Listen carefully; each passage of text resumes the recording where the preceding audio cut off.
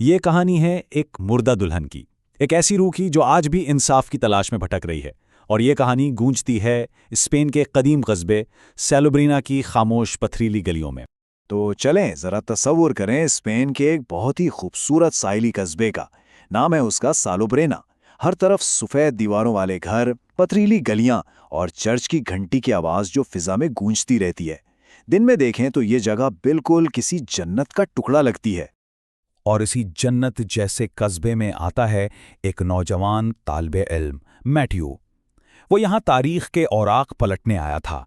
मतलब उसका मकसद था यहाँ की जो पुरानी इमारतें हैं ना, उनके राजों को जानना।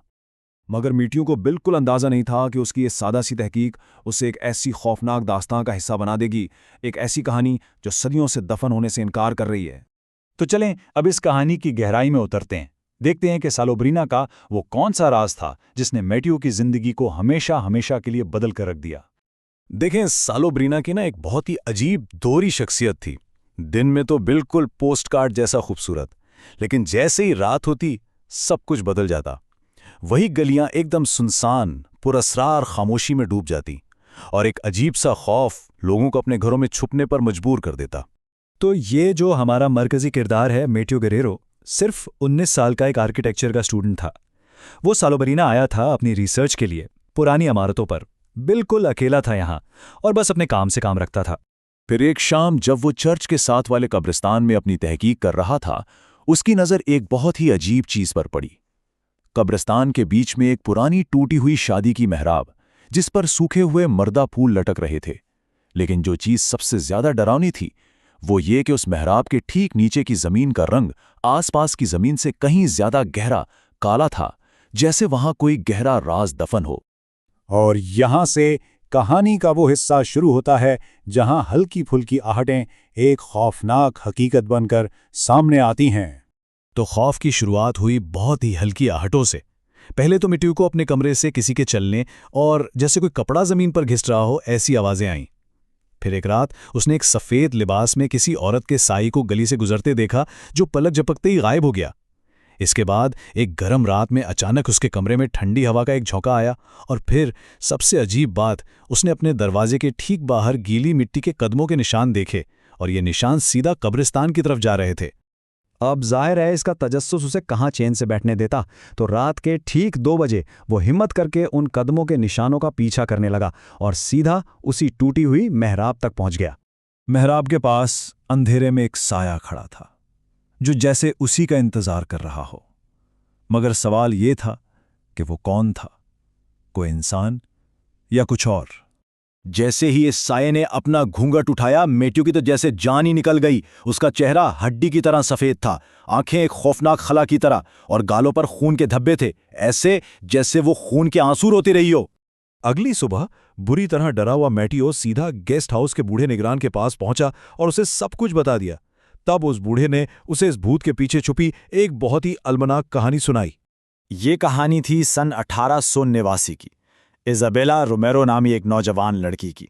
उसकी शादी थी हावियर मोरेलस नामी लड़के से और शादी इसी मेहराब के नीचे होनी थी। लेकिन उसका दूल्हा कभी आया ही नहीं। वो उसे धोखा देकर किसी और औरत के साथ भाग गया था। बेचारी इजाबेला सारी रात इसी मेहराब के नीचे उसका इंतजार करती रही, यहाँ तक कि सुबह होने से पहले ही, जिसे लोग कहते हैं दिल टूटने से, उसकी वही मौत हो गई। और अब कहानी में वो खौफनाक मोड़ आता है जहां सब कुछ बदल जाता है। इजाबेला की रूह अब सिर्फ इंतजार नहीं कर रही थी, वो अब मैथ्यू को ही अपना भागा हुआ दूल्हा समझ बैठी थी और अब वो उसका पीछा करने वाली थी। तो मैथ्यू से गलती कहाँ हुई? इसकी सबसे बड़ी गलती ये थी कि उसने तहकीक के लिए उस मेहराब से कुछ सूखे हुए फूल उठा लिए थे। एक मासूम सी हरकत, लेकिन इजाबेला की रूह ने उसे ये समझा कि उसका खोया हुआ दूल्हा आखिरकार उसके लिए वापस आ गया है और अब वो उसे किसी भी कीमत पर जाने नहीं देने वाली थी। इसी रात असल हमला शुरू हुआ। पहले तो कदमों की आवाज जो आहिस्ता आहिस्ता उसके कमरे के दरवाजे के बिल्कुल करीब आकर एकदम रुक गई। फिर अचानक पूरे कमरे में गीली मिट्टी और पुराने सड़े हुए फूलों की बू फैल गई, बिल्कुल वैसी ही बू जो कब्रिस्तान से आती है। इसके बाद उसने देखा कि दरवाजे का हैंडल खुद ब खुद धीरे धीरे घूम रहा है। एक खौफनाक चरचराहट के साथ दरवाजा खुला और सामने कोई नहीं था।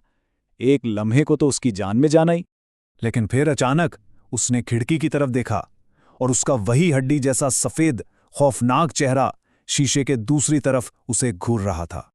अगली सुबह मेटियो भागता हुआ सीधा चर्च के पादरी के पास पहुंचा। पादरी ने जब इसकी पूरी बात सुनी तो उसका चेहरा भी सफेद पड़ गया। उसने मेटियो को सख्ती से खबरदार किया, फौरन ये कस्बा छोड़ दो। वो रूह तुम्हें अपना दूल्हा समझ चुकी है और वो तुम्हें कभी कभी भी जाने नहीं देगी। तो अब देखते हैं कि मेटियो की इस कहानी का अंजाम कितना खौफनाक हुआ। पादरी की बात सुनकर मेटियो ने फौरन अपना सामान बांधना शुरू कर दिया, लेकिन तभी आसमान पर एकदम काले बादल छा गए और घर की सारी बत्तियां जलने बुझने लगी। फिर मुकम्मल अंधेरा छा गया और जब रोशनी वापस आई तो वो दुल्हन ठीक उसके सामने खड़ी थी।